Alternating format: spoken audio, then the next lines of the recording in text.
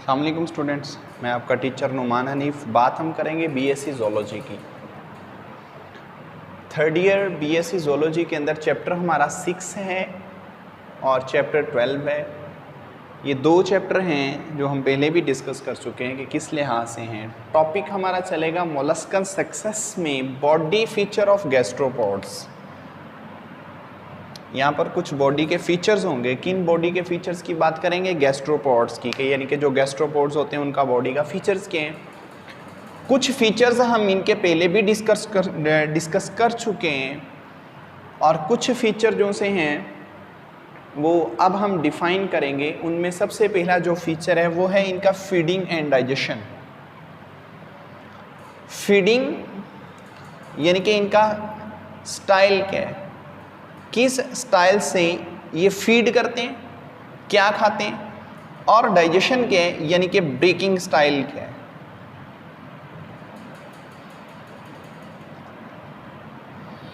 ये दो बातें, एक इनका फीडिंग मैकेनिज्म क्या है, दूसरा इनका डाइजेशन करने का तरीकाकार क्या है, डाइजेस्टिंग मैकेनिज्म क्या होता है।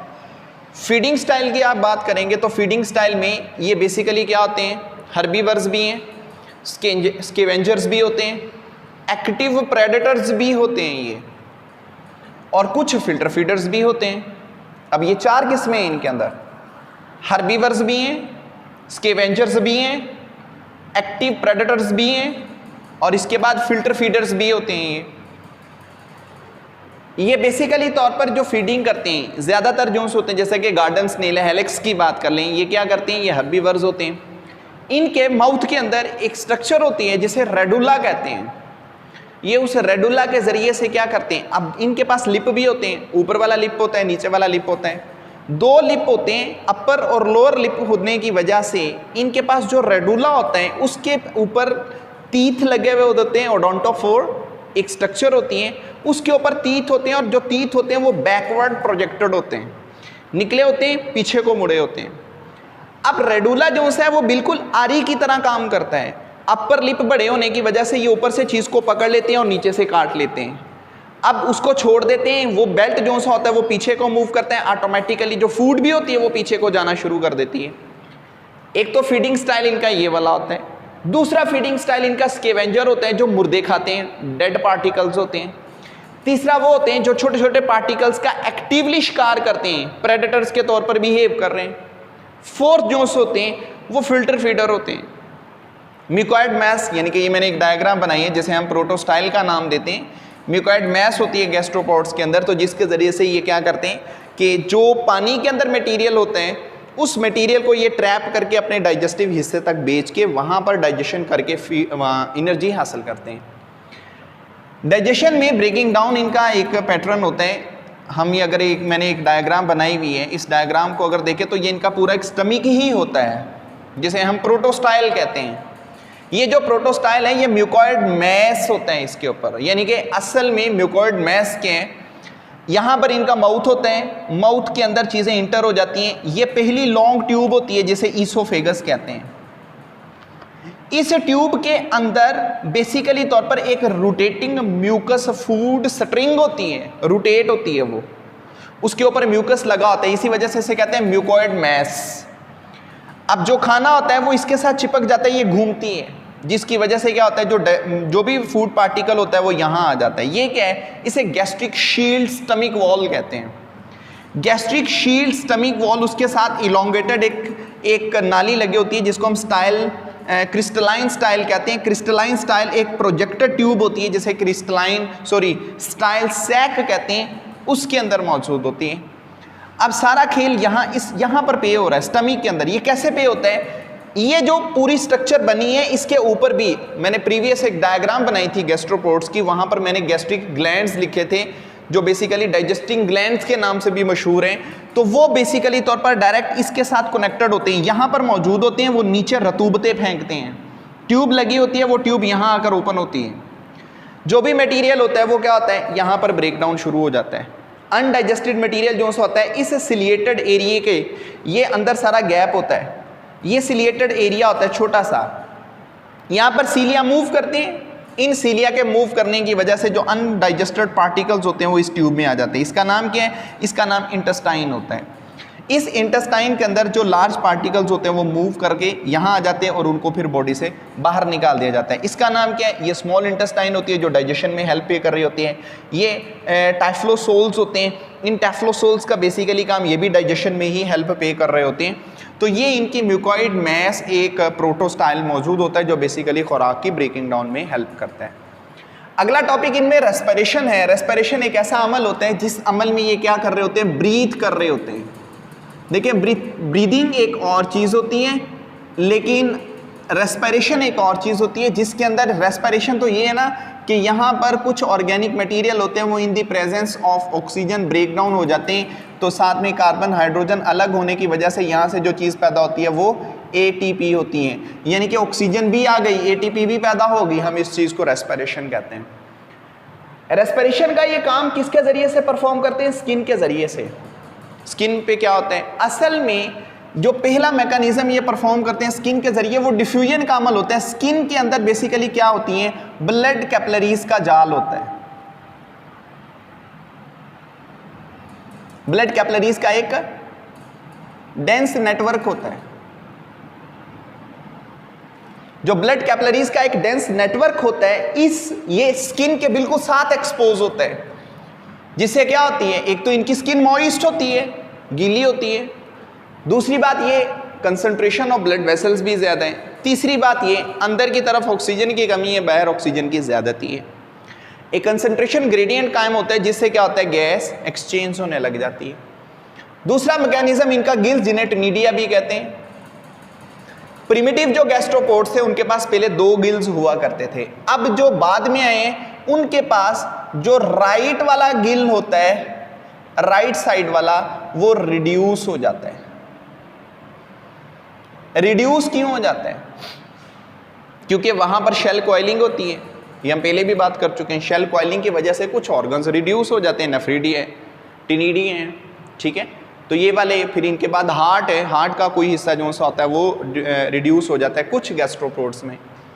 तो ये इस टिनिडिया के जरिए से या गिल्स के जरिए से भी क्या करते हैं? रेस्पिरेशन करते हैं। इसके बाद कुछ गैस्ट्रोपोड में इनहेलेंट साइफन होती है। साइफन एक ट्यूब को कहते हैं जो बॉडी से बाहर प्रोजेक्टेड होती है, इस तरह से ये साइफन होती है। ये ज्यादातर जो बरो करते हैं, यानी कि मिट्टी के नीचे चले जाते हैं गैस्ट्रोपोड, वो करते हैं, वो क्या करते हैं? अपनी इनहेलेंट साइफन बाहर निकाल लेते हैं। इससे क्या होता है? गैसेस एक्सचेंज करते हैं, अंदर की तरफ क्या करते हैं? ऑक्सीजन को लाते हैं और यहीं से कार्बन डाइऑक्साइड गैस को बाहर निकालते हैं। इसको इनहेलेंट साइफन कह देते हैं।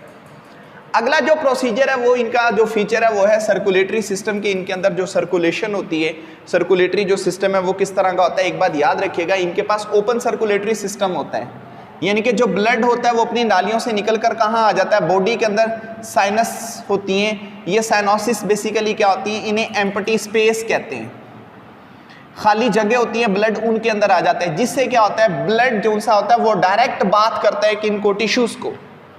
जो बॉडी के अंदर टिश्यूज लगे हुए होते हैं, जो ब्लड है वो डायरेक्ट उन टिश्यूज को बात कर रहा होता है, उनके साथ डायरेक्ट एक्सचेंज ऑफ मटेरियल कर रहा होता है। कार्बन डाइऑक्साइड गैस है, ऑक्सीजन है, न्यूट्रिएंट्स है, हार्मोन्स है, अदर केमिकल्स हैं, वो सारे वो डायरेक्ट कर रहा होता है, ठीक है।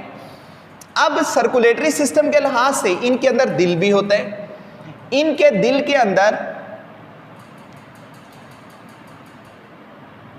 एक बेसिकली वेंट्रिकल होता है, इस वेंट्रिकल के साथ 2 ओरिकल होते हैं,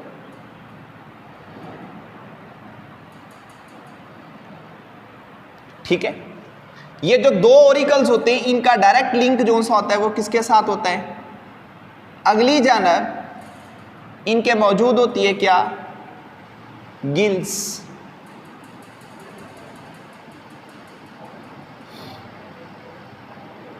ये इनके गिल्स होते हैं।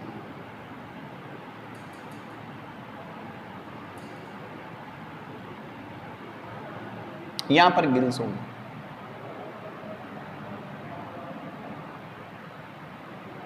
ठीक है। ये इनका क्या है? वेंट्रिकल। ये इनके पास क्या है? 2 ऑरिकल्स हैं। ऑरिकल्स कहते हैं पाउच को, एक ऐसी पाउच जिस पाउच के अंदर जो ब्लड होता है वो स्टोर होना शुरू हो जाते हैं, हम उसको ऑरिकल कहते हैं। ये इनके क्या होते हैं? गिल्स होते हैं। गिल से डायरेक्ट एक ट्यूब जो होती है वो यहां आ रही होती है। ये ट्यूब क्या करती है, ब्लड यहां भर देती है। कौन सा, ऑक्सीजनेटेड ब्लड होता है, वो ब्लड यहां आ जाता है। ये जोर से पंप करता है ब्लड को, जिसकी बुनियाद पर क्या होता है, इसके अंदर से एक ट्यूब निकलती है। वो जो ट्यूब होती है वो ब्लड को कहां भेज देती है, साइनोसिस में भेज देती है, जो एम्प्टी स्पेस होती है ब्लड वहां चला जाता है। ठीक है, तो यहां पर जो गिल्स होते हैं, गिल्स क्या करते हैं, ब्लड को इस जगह पर क्या कर रहे होते हैं, रेस्पायर कर रहे होते हैं, ऑक्सीजनेटेड ब्लड को बना रहे होते हैं, उसके अंदर ऑक्सीजन को डाल रहे होते हैं, कार्बन डाइऑक्साइड गैस वहां से निकाल कर बाहर लेके जा रहे होते हैं। ठीक है जी, तो ये एक पंपिंग ऑर्गन होता है इनके अंदर, जिसके पास क्या होता है, एक वेंट्रिकल होते हैं, 2 ओरिकल होते हैं। लेकिन कुछ गैस्ट्रोपोड्स ऐसे हैं जिनके पास ये एक ओरिकल, एक ही वेंट्रिकल होता है, जो प्रिमिटिव है। वो क्यों ऐसा हो रहा था, क्योंकि उनके अंदर बेसिकली तौर पर क्या होता है, जब उनके अंदर शेल की कॉइलिंग हुई तो उस शेल की कॉइलिंग ने क्या किया, इनका एक ओरिकल रिड्यूस कर दिया। इसके बाद इनके अंदर लोकोमोशन है। लोकोमोशन के लिहाज से इनके पास एक स्केलेटन होता है जिसका नाम क्या, हाइड्रोस्केलेटन। हाइड्रोस्केलेटन, हाइड्रो क्या होता है, हाइड्रो बेसिकली कहते हैं बॉडी के फ्लूइड को, यानी कि पानी की बात हो रही है, लेकिन यहां पर इनके पास बॉडी फ्लूइड क्या होता है, ब्लड। ब्लड की बुनियाद पर यह क्या करता है, एक इंटरनल हाइड्रोस्टेटिक प्रेशर बनता है। देखिए बॉडी के अंदर पहले ही साइनोसिस मौजूद है। इस साइनोसिस के अंदर जब ब्लड जाता है वो ब्लड खुद एक प्रेशर भी डालता है। उस प्रेशर की बुनियाद पर इनके जो टिश्यूज होते हैं वो क्या हो जाते हैं, टर्जिड हो जाते हैं, वो इरेक्ट हो जाते हैं, बॉडी फैल जाता है। उसी बॉडी के फैलाव की वजह से ये एक जगह से दूसरी जगह लोकोमोट भी कर लेते हैं। अब इसकी जो लोकोमोशन, अगर एक छोटा सा पैटर्न देखा जाए, इनकी बॉडी के अंदर मसल जरूर होते हैं लेकिन वो एंटागोनिस्टिक शो नहीं करते, एंटागोनिज्म शो नहीं करते, एंटागोनिस्टिकली वो वर्क परफॉर्म नहीं करते। किस तरह से, अगर आप किसी भी गैस्ट्रोपोड, इन गैस्ट्रोपोड्स के जो हेड होता है उस हेड के ऊपर बेसिकली तौर पर टेंटेकल्स होते हैं। टेंटेकल्स 2 तरह के होते हैं, एक टेंटेकल्स आई टेंटेकल्स होते हैं, एक कीमो टेंटेकल्स होते हैं।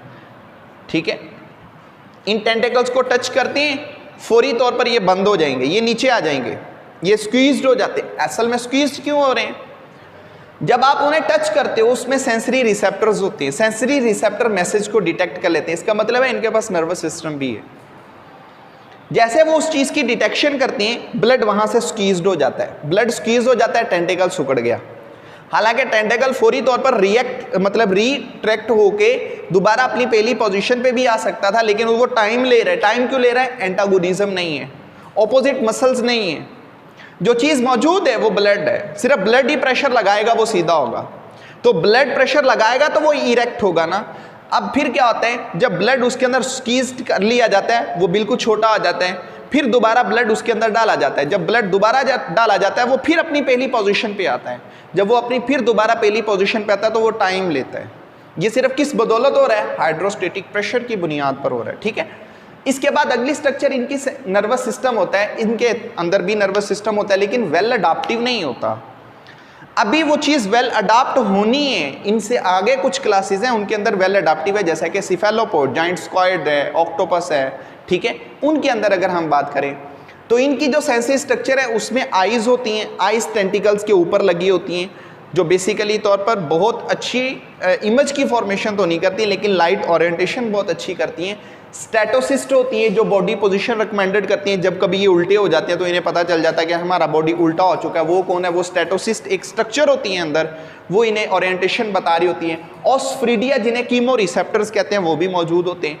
अब कीमो रिसेप्टर इनकी मेंटल कैविटी के फ्रंट हिस्से पर होते हैं।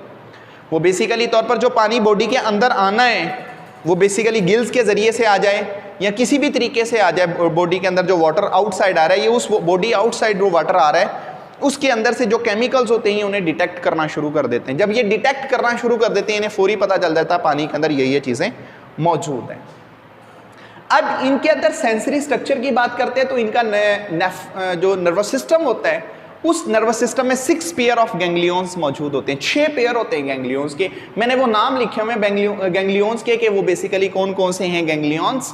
तो गैंग्लियंस क्या होता है, गैंग्लियंस असल में जब आपके पास बहुत सारे जो ऑक्सन्स होते हैं, सेल बॉडी नहीं, एक न्यूरॉन के 2 पोर्शन होते हैं, एक एक्सन होता है, एक सेल बॉडी होता है। जब बहुत सारे ऑक्सन्स आपस में इकट्ठे हो जाते हैं वो एक कंप्लीटली पैक फॉर्म बना देते हैं जिसे हम गैंग्लियंस कहते हैं। तो ये थोड़ी सी वेल अडाप्टिव स्ट्रक्चर है, ब्रेन से ये पीछे होते हैं। तो एक होते हैं बक्कल पेयर होता है, बक्का माउथ को कहते हैं। फिर सेरिब्रल होता है, प्लूरल होता है, प्लूरल इनका लंग्स के करीब होता है। प्लूरल लंग्स को कहते हैं, सेरिब्रा ब्रेन को कहते हैं, पैडल असल में फुट से निकला है, ये इनके पाँव के करीब होते हैं, फुट वाला एरिया वहाँ पर होते हैं। विसरल इनका बॉडी मैस जो सा होता है ये उसमें होते हैं, बॉडी मैस, और पेराइटल लेटरल साइड्स पर होते हैं। अब इनमें ब्रेन कहाँ होता है? ब्रेन, ये वाले जो गैंग्लियंस होते हैं ये ब्रेन की फॉर्मेशंस कर रहे होते हैं, ये ब्रेन बनाते हैं, ठीक है। तो ये इनके अंदर नर्वस सिस्टम होता है। फिर इनके अंदर अगला सिस्टम है इनका एक्सक्रीटरी सिस्टम, वो एक्सक्रीटरी सिस्टम इनका नेफ्रीडिया होता है। नेफ्रीडिया देखें, आप बात कर चुके हैं पहले भी, नेफ्रीडियम कुछ ऐसी ट्यूब्स होती हैं, दोज ऑर्गन या those tubes which have ability to reabsorb some essential material from waste material. इनके नेफ्रीडिया बहुत अच्छे काम कर रहे होते हैं। अब नेफ्रीडिया भी पहले 2 हुआ करते थे प्रिमिटिव में, बाद में लॉस्ट हो गए। लॉस्ट क्यों हो गए? फिर वही बात बार बार एक ही कि इनके अंदर जब शेल की कॉइलिंग हुई तो वो चीज़ रिड्यूस होगी। अच्छा, अब नेफ्रीडिया वेस्ट मटेरियल बॉडी से बाहर निकालते हैं। अब नेफ्रीडिया वेस्ट मटेरियल जब निकालते हैं तो उस वेस्ट मटेरियल में जो एसेंशियल मटेरियल होता है ये उस चीज़ को रीअब्सॉर्ब कर लेते हैं। जब उस चीज़ को रीअब्सॉर्ब कर लेते हैं तो एक बहुत अच्छी स्ट्रक्चर बन जाती है। अब नेफ्रीडिया 2 तरह से होते हैं, एक एक्वेटिक एक टेरेस्ट्रियल के, ठीक है। जो तो एक्वेटिक गैस्ट्रोपोड होते हैं वो अपना वेस्ट मटेरियल जो निकालते हैं उनके अंदर जो स्ट्रक्चर्स मौजूद होती हैं वो अमोनिया गैस होती है, वो उसको डायरेक्ट भी डिफ्यूज कर सकते हैं, ठीक है। लेकिन जो टेरेस्ट्रियल होते हैं वो जिस चीज़ को निकालते हैं वो यूरिक एसिड होते हैं। ये क्यों निकालते हैं अमोनिया को? देखिए, एक्वेटिक होने की वजह से इनके पास जो वाटर होता है वो एक्सेस होता है, बहुत ज़्यादा मिकदार में वाटर होता है, इसीलिए वाटर जो सा होता है वो ज़्यादा मिकदार में पानी अमोनिया को निकाल सकते हैं। लेकिन जो टेरेस्ट्रियल वाले होते हैं इनके पास जो वाटर होता है उसकी कमी होती है, तो इसीलिए ये पानी को प्रिजर्व करने के लिए, पानी को कंजर्व करने के लिए वेस्ट मटेरियल जो सा होता है वो भी यूरिक एसिड निकालते हैं। यूरिक एसिड को कम से कम पानी चाहिए होता है, अप्रॉक्सीमेटली 1 ग्राम यूरिक एसिड को तकरीबन 1 ml पानी चाहिए होता है, जबकि 1 ग्राम अमोनिया को एलिमिनेट करने के लिए 500 ml वाटर की रिक्वायरमेंट होती है, ठीक है। तो ये इनका एक्सक्रीटरी सिस्टम है। एक सिस्टम इनका रह चुका है जिसे हम रिप्रोडक्टिव सिस्टम कहते हैं, वो हम इंशाल्लाह अगले लेक्चर में बात कर लेंगे, और कुछ इनके अदर स्ट्रक्चर्स भी मौजूद होंगे।